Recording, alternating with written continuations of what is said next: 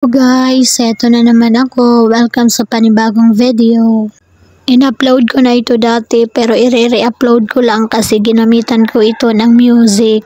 Di talaga may iwasan na may stress ka kapag nakakakita ka ng red na warning ni Meta na restricted yung earnings mo. Ang masaklap pa dito, hindi mo malalaman kung saan ka nagkamali or saan ka na-restrict na video.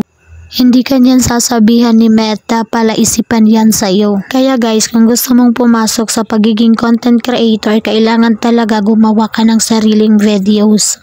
Yung maipaglalaban mo talaga yung brand mo. Pag nakakita ka na kasi ng earnings sa dashboard mo, talagang mamomotivate ka na gumawa pa ng gumawa ng mga video. Kaya lahat ng gagawin mo para mapalaki ito at mapalago pa.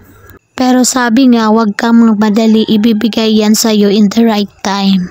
O siya, marami na akong sinasabi, hindi pa talaga ako makaget over sa restriction ko. Marami na akong dinilit na video sa Reels, sinacrifice ko na yung 500,000 na views. As in guys, grabe labag talaga sa loob ko na i-delete yun kasi nangihinayang talaga ako. First time kong magkaroon ng 500,000 na views pero talagang kailangan ko siyang i-let go kasi hindi naman yun sa akin. Magsisimula na ulit ako sa simula. Malaki-laki na rin kasi yung earnings doon kaya nangihinayang talaga ako na i-delete yun. Kaso kailangan ko talagang tanggapin na hindi talaga yun para sa akin.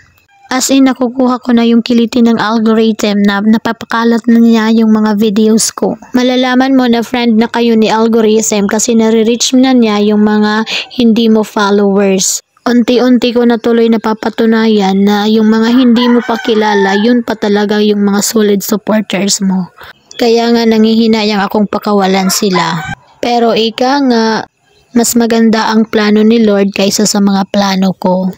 Bigyan nyo lang ako ng ilang days guys na makapag-move on.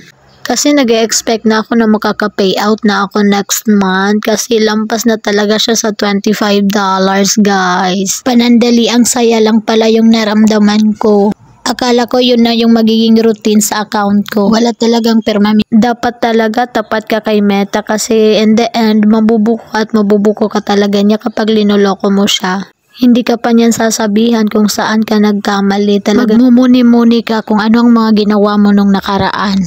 Masyado na akong natutuwa kasi umuulan na ng notifications yung account ko na gano'n na ganito si Kuan na gano'n nag-starting following you in your reels, gano'n. May notifications din na your reel reached 100,000k view.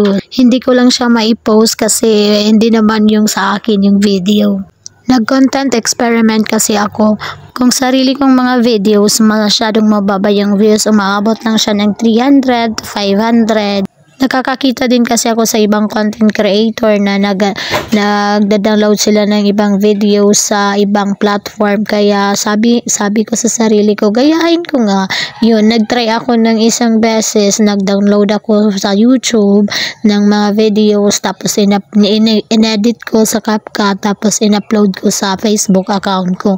Tapos ayun, nag-click mga ilang araw lang. Hala, ang dami ng views. Kaya ayun, nagtuloy-tuloy ako. Sa isang araw, nakakadami ako ng post kasi nilalagay ko siya sa scheduled post.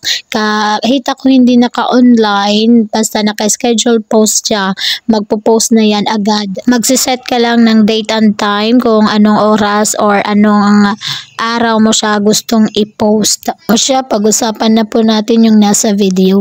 Siya pala si Alan, yung tito ko. Mabait yan pag hindi lasing. Hanggang dito na lang po muna guys. Maraming salamat sa panunood.